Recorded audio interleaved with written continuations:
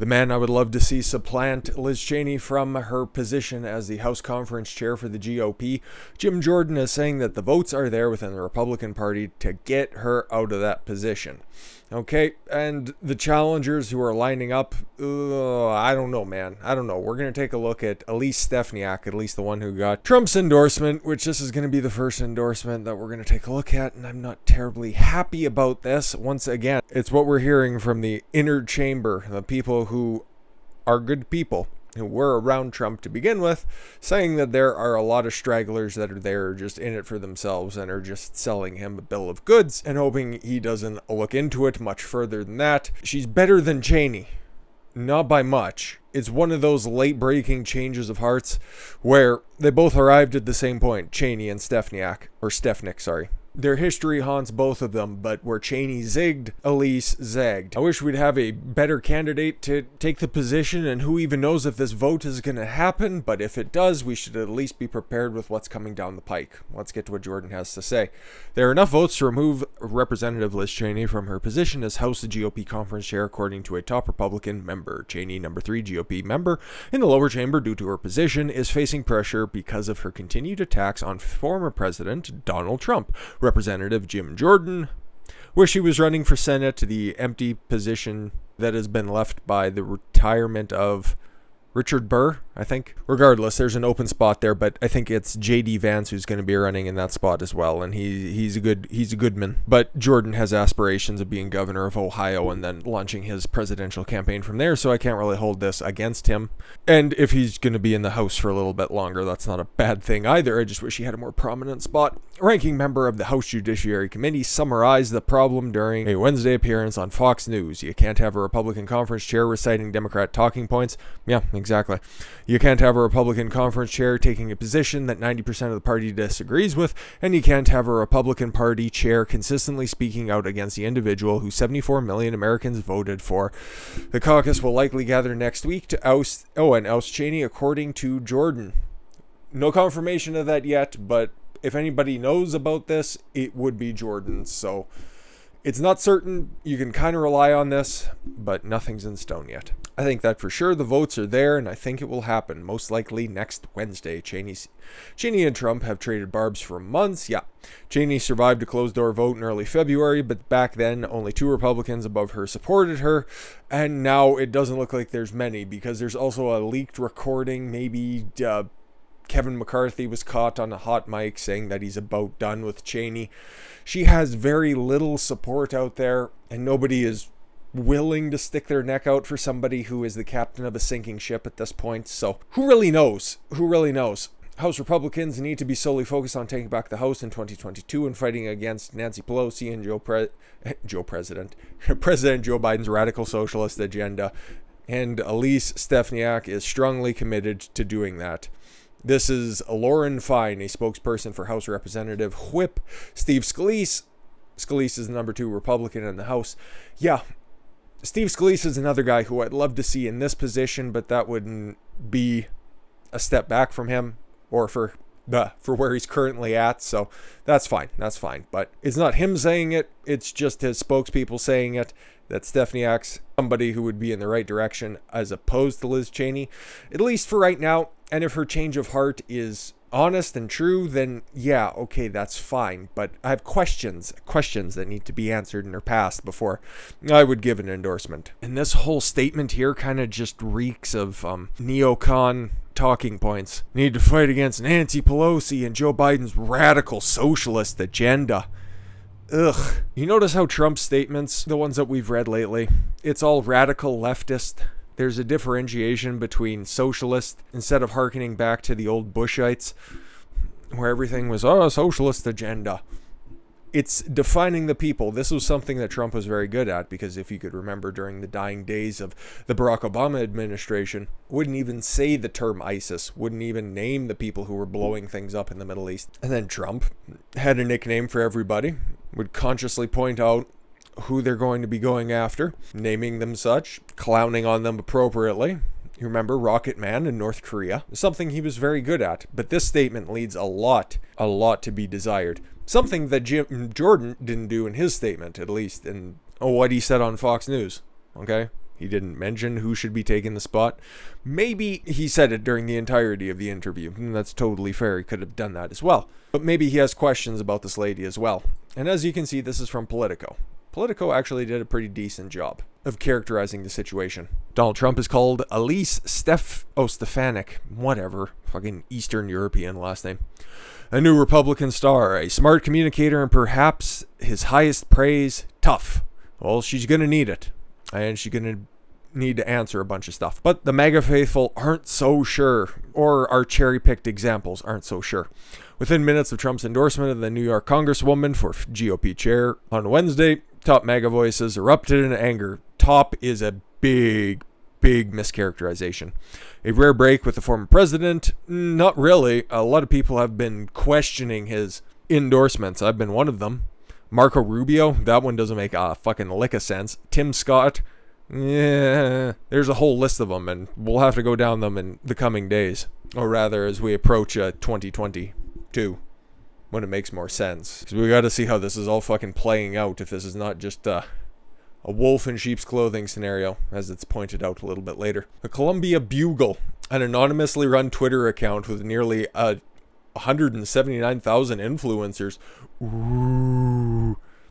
They normally have pretty good takes. I see their stuff retweeted all the time. I don't follow them. I don't really take the lead of an anonymous Twitter account. But then again, I don't write for Politico. Including high-profile the Trump movement influencers described Stefanik as a slightly less annoying American last Republican when compared to Liz Cheney, of course. Slightly better, but at least I've done my research on this, and I can at least concur. Lou Dobbs, former Fox News business host, seems like a pretty good man, a man who's worked literally everywhere. One of Trump's fiercest cable television supporters dismissed her as a quote-unquote rhino. Ooh, what's the context there? Thanks, Politico. Other pundits like Seabiscuit and Raheem Kassan, editor-in-chief of the populist outlet National Pulse, went on a retweeting spree, highlighting writer after writer, tweet after tweet. More Twitter journalism. I don't care. Let's get into the facts, shall we?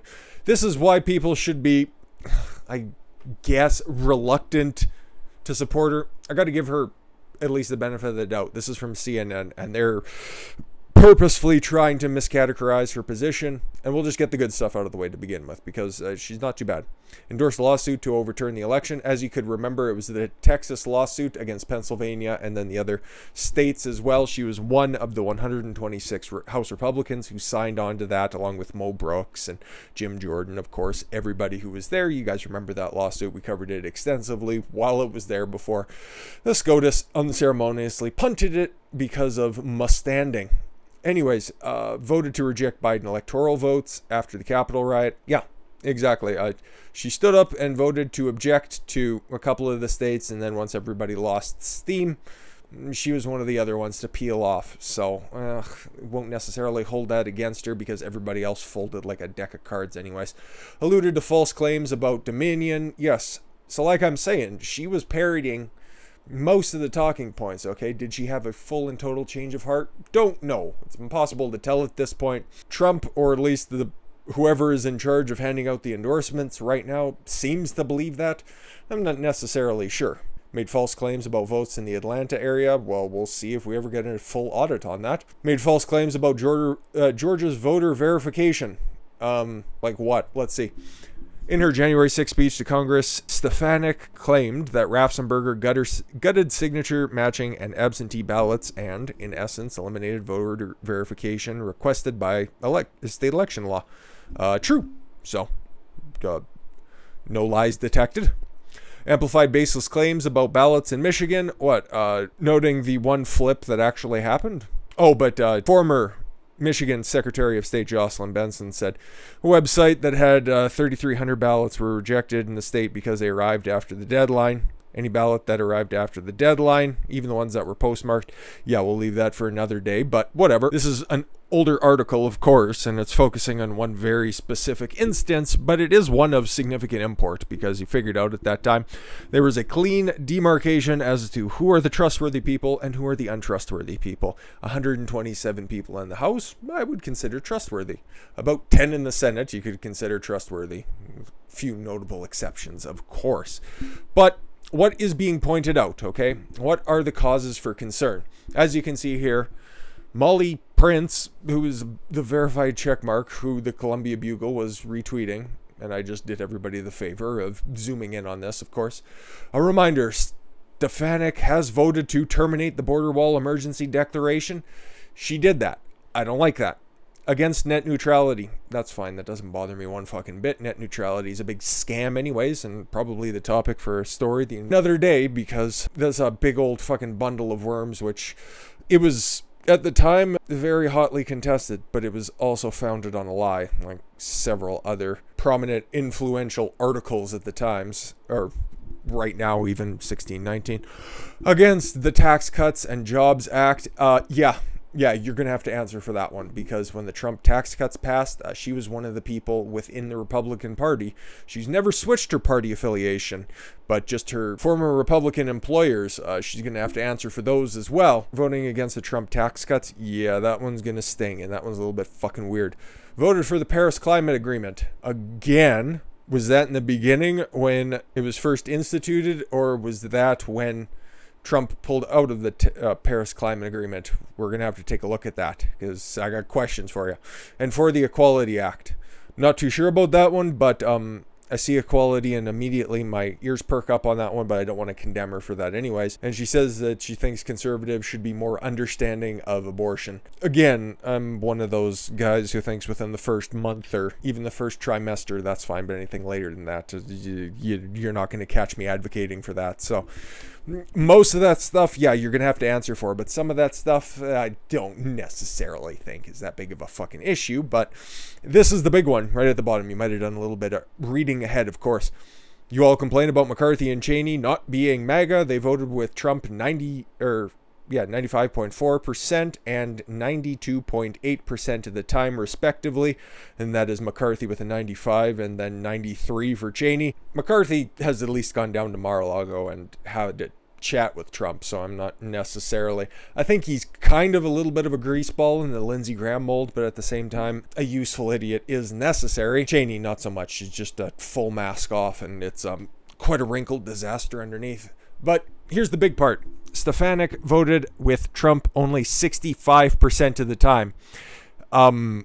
Yeah, that's why everybody's ears perked up when it's like, you're endorsing this for a significant chair position after she's only been in the House of Representatives since 2016, and she also has a very dubious past affiliations. Like, okay, prior to being elected, and she was the youngest woman ever at 30 years old in 2015 to be elected. Cool, good for you.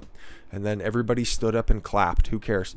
Prior to her congressional career, Stefanik was an aide to former President George W. Bush. I understand there's a certain path you have to take in order to become a politician. I get it.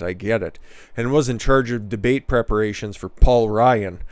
And you say that she's only voted with Trump and with the Republican Party 65% of the time? I've got questions. And we've got Ballotpedia pulled up for a reason, because we got all of her old significant voting record. So here's what she voted for. Terminate border wall emergency declaration, to terminate President Trump's declaration of an emergency at the U.S.-Mexico border, February 25th, 2019, which allowed him to bypass Congress and reallocate funds to build a border wall. Yes, something they were trying to do, something that Paul Ryan, her former employer, who was Speaker of the House at the time, would not pass in the House. And then, once Nancy Pelosi took over in 2019, she voted to terminate that. You're going to have to answer for that, because that's a big boy. Reimpose federal net neutrality rules. Like I said, I don't really care about that, and that's fine. Expand restriction online campaign ads, regulate foreign involvement in elections, to expand federal regulations and restrictions on online political communications, mandate that social media companies keep detailed records of individuals and organizations sponsoring political ads, require political campaigns to report offers of foreign assistance, prohibit foreign nationals from contributing to ballot initiative and referendum campaigns, increase restrictions on U.S. political campaigns soliciting support for foreign entities, and to make it a federal crime to mislead voters in the time and the place of voting for the qualifications to vote. Again, I don't want social media companies keeping a track record of anybody's information, because as much as those outlets leak constantly, I don't think that's a good thing, okay?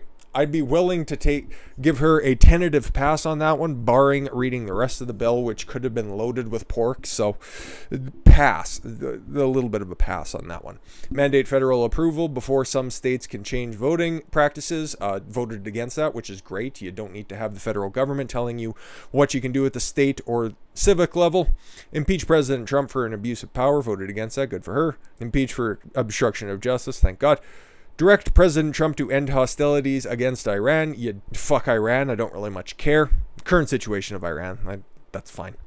Renew foreign surveillance authorization. Fuck you. To renew provisions of the Foreign Intelligence Surveillance Act, FISA, gross, that permit the federal government to collect business records and other information during national security investigations without a warrant. She voted for this. And she's going to be the number 3 Republican, theoretically.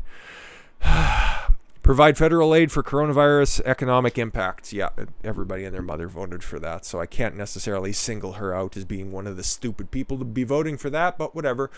And then what about in her history? Okay, because we've seen some stuff in the recent, okay, between 19 and 20 that she voted for that I don't like. Some of the stuff I'm fine with.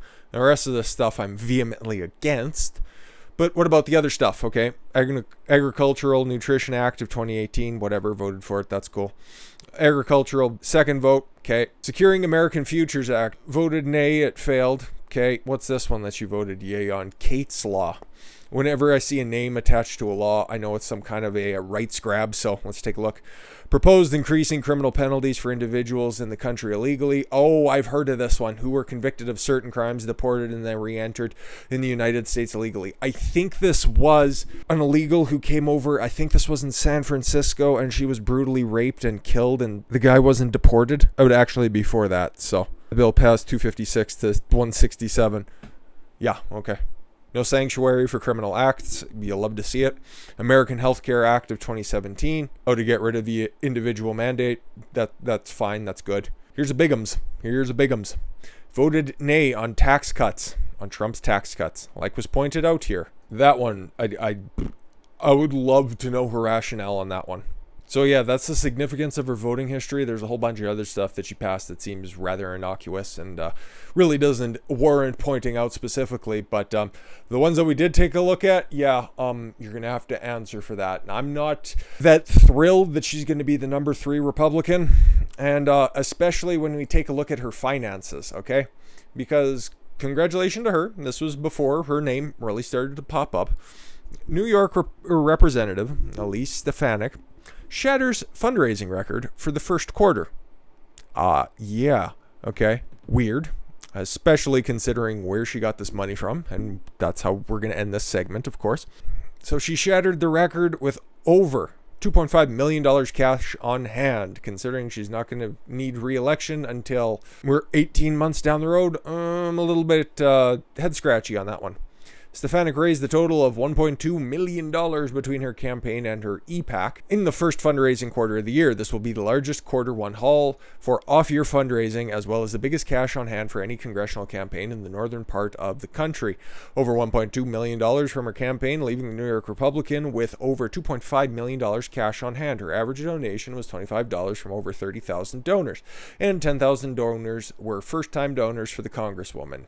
Stefanik's EPAC is dedicated to re-electing Republican women to Congress and has $737 cash on hand and raising nearly $100,000 in the first 3 months of the year. The Congresswoman raised $25,000 for the PAC to support female candidates since the November general election through Win Red. I hate when anybody plays identity politics, and especially the party who rails against Democrats for doing as such. Oh, we're doing it specifically for women. No, how about you do it specifically for the best candidate for the position? Now let's take a look at the receipts, okay? Where did she get all this money from?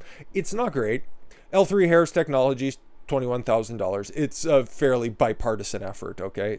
They give just about equally between the two parties. A little bit more to Democrats, but it's only a couple of percentage points. It's really of no consequence whatsoever. Republican Jewish Coalition, again, another identity politics coalition, not great. Blackstone Group, Republican think tank group, i.e. neocon think tank group. Boeing, yeah, that Boeing, the planes one. You know, the corporation that would be bailed out by the big coronavirus relief bill. Blue Cross, Blue Shield, who have been making a killing. Raytheon Technologies, do I have to describe that one to you? United Health Group, again, for the same thing.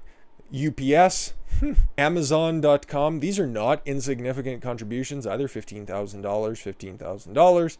Facebook, nearly $14,000, very interesting. Honeywell International. Walmart, who you remember went after Josh Hawley after he was vocal about voting against certification on January 6th. Comcast and Home Depot. A whole lot of big business money going to this lady. I really don't like it. That means that there are interests there to be bought, that have been bought, and I'm not convinced that she's the right person for the job. No, I don't think my opposition to her being in there is going to stop her by any means, but at least you guys should know what you should expect, okay? She's definitely better than Liz Cheney. I just don't know what that delta really is. Maybe it's better in the short term, but in the long term, you're going to find yourself in the exact same situation once again. So you should probably be setting yourself up for success instead of just putting a Band-Aid over a gunshot wound. And if it's Liz Cheney, hopefully it's self-inflicted. But we got to talk about the recovery of the United States economy in the next video. It'll be shorter. This one ended up being way too long. Longer than I expected, but that's all right. We had a lot of stuff to cover, and I feel that it's important because she's regrettably going to be a name of massive consequence in the next few years if that vote happens next week, and we'll cover that if and when it does happen, of course. I thank you all very much for the gift of your time. I've been Don Consuelo. I want you to follow your gut and get after it. Take care, everyone.